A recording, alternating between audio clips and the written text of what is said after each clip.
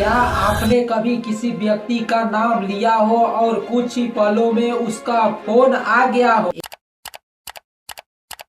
या फिर कोई नया शब्द आपने सीखा हो और वो हर जगह आपको दिखने लगा हो, या फिर वो सपना आपने भी देखा हो जो सपना आपका दोस्त उसी रात को देखा हो। ऐसा पल हम सबके जिंदगी में आता है, लेकिन ये सब क्या सिर्फ संयोग है या फिर हमारा जिंदगी किसी और का बनाया हुआ सिस्टम का हिस्सा है। आज हम बात करेंगे एक ऐसे रहस्य का जो हमारे अस्तित्व को ही सवालों में डाल देता है। क्या हम सच में जिंदा है या किसी सिमुलेशन में फंसे हुए हैं। एक प्रसिद्ध विचारक निक बोस्ट्रॉम ने कहा था, अगर कोई सभ्यता इतनी आगे बढ़ जाए कि वो कंप्यूटर में रियल जैसी दुनिया को बना सके, तो यह संभव है कि हम उसी बनाई हुई कृत्रिम दुनिया में रह रहे हैं। सोचिए, जैसे आप गेम खेलते हैं, गेम का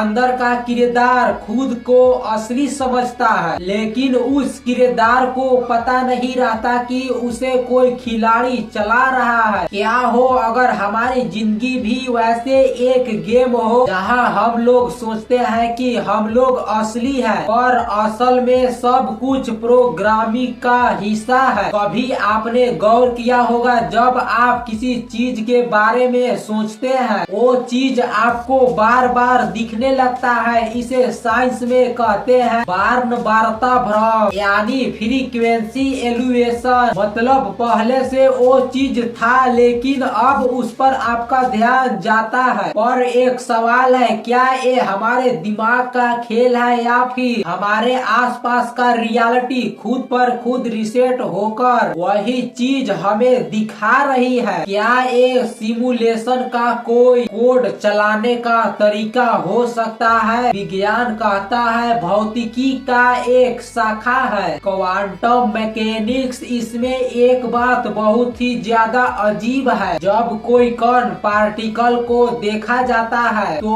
उसका व्यवहार बदल जाता है। मतलब चीजें तभी असली दिखती है जब कोई उस चीज को देख रहा हो। जैसे किसी गेम में जगह तब ही लोड होती है जब कोई खिलाड़ी उसकी ओर देखता है। क्या ये साबित नहीं करती कि हमारी दुनिया भी उसी तरह से काम करती है, जहां दिखने वाली चीजें बस उसी समय बनती है जब उन्हें कोई देखता है? और फिर है क्वांटम एंटंगलमेंट, जहां दो छोटे छोटे कण चाहे कितनी भी दूरी पर हो, एक में बदलाव होते ही दूसरा तुरंत बदल जाता है। ये वैसा ही है जैसे दो अलग अलग कंप्यूटर पर चल रहे कैरेक्टर एक ही पल में आपस में जुड़ जाए। हमारा पूरा ब्रह्मांड गणित के नियमों पर चलता है। हर जगह एक जैसा संख्या और एक जैसा पैटर्न देखने को मिलता है, जैसे